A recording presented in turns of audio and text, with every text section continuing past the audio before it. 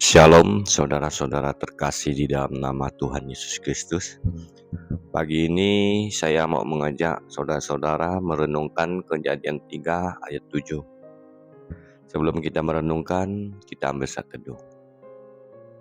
Bapa yang di surga yang kami kasih di dalam nama Tuhan kami Yesus Kristus. Pagi ini kami mengucap syukur atas kasih Tuhan yang tak terhingga ini. Tuntunlah kami dengan Roh yang Kudus Tuhan, supaya hidup kami senantiasa berbuat baik untuk memuliakan nama-Mu. Peganglah tangan kami, supaya kami tidak akan goyah, dan iman kami selalu kuat di dalam Tuhan. Tuhan, pimpinlah kami, tuntunlah kami dengan Roh yang Kudus, supaya hidup kami senantiasa mendengar suara Tuhan, menaati perintah Tuhan, dan kami memilih jalannya jalan Tuhan. Dan Tuhanlah yang memimpin kehidupan kami. Tuhanlah dengan tangan kanan yang memegang kami. Kami tidak akan goyah. Kami serahkan semuanya di dalam tangan Tuhan Yesus Kristus. Pimpinlah kami dengan Roh yang Kudus. Kami sudah berdoa di dalam nama yang kudus Tuhan kami Yesus Kristus. Amin. Kejadian 3 ayat 7.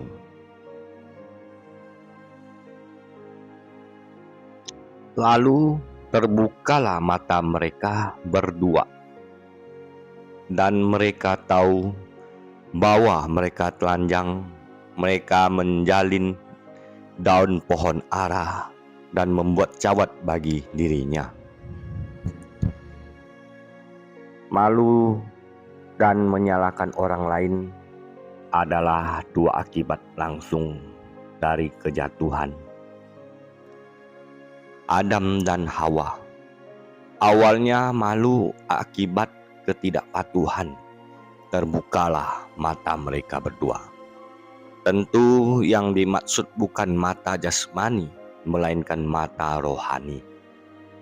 Mereka sekarang melihat dengan jelas tanpa hambatan betapa bodoh dan jahatnya pemberontakan mereka terhadap Allah. Apalagi ketelanjangannya fisik yang tadinya tidak membuat mereka merasa malu. Nah, ini Kejadian 2 ayat 25 ya. Mereka keduanya telanjang, manusia itu dan istrinya, tetapi mereka tidak merasa malu. Nah, ini Kejadian 2 ayat 25, mereka tidak merasa malu. Sekarang memenuhi mereka dengan rasa kikuk yang melambangkan rasa bersalah di hadapan Allah. Tapi meskipun mereka mengakui dosa mereka, tidak ada bukti bahwa mereka menyadari dahsyatnya dosa itu. Mereka mengira bisa menutupi rasa malu itu dengan membuat cawat dari beberapa helai daun ara. Nah, ini 3 ayat Kejadian 3:7 ya. Ayat 7 ya. Siasat kedua yang dipakai Adam dan Hawa ialah menggeser kesalahan dari pundak mereka sendiri. Adam menyalahkan Hawa karena memberikan buah untuk dia makan, dan kemudian menyalahkan Allah yang memberikan Hawa sebagai pendamping.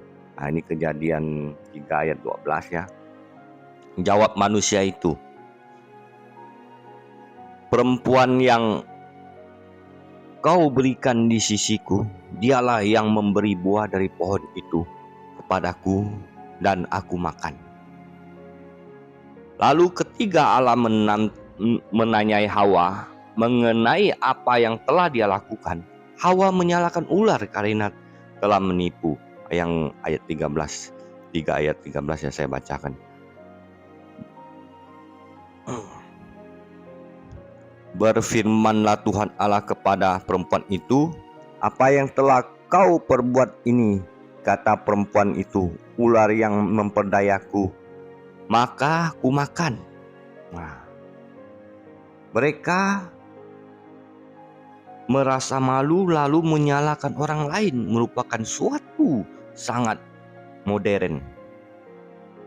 Kita bisa menjadi sangat lihai dalam upaya dangkal untuk mengurangi rasa malu kita dan menggeser kesalahan pada orang lain. Sudah dari sananya kata kita, atau itu kelemahan saya sejak lahir. Namun yang menjadi ciri hakiki kemanusiaan kita yang menyerupai Allah ialah kita menerima tanggung jawab untuk pilihan yang kita buat. Ya, saudara-saudara terkasih, kita memilih jalan yang baik, yaitu mendengarkan firman Tuhan, menghidupkan firman yang hidup ini. Biarlah Roh Kudus menuntun kehidupan kita. Ya, kita merendahkan diri kita di hadapan Tuhan Allah, mengakui dosa kita. Ya, dengan datangnya Tuhan Yesus ke dalam dunia ini, mengasihi kita umat-umat yang percaya. Kita ditembus dosanya. Marilah kita berbuat baik untuk memuliakan Tuhan kita. Ya, untuk memuliakan Tuhan kita semasa hidup kita di dalam dunia ini. Dua pilihan hidup, ya, percaya pada Tuhan atau jauh dari Tuhan.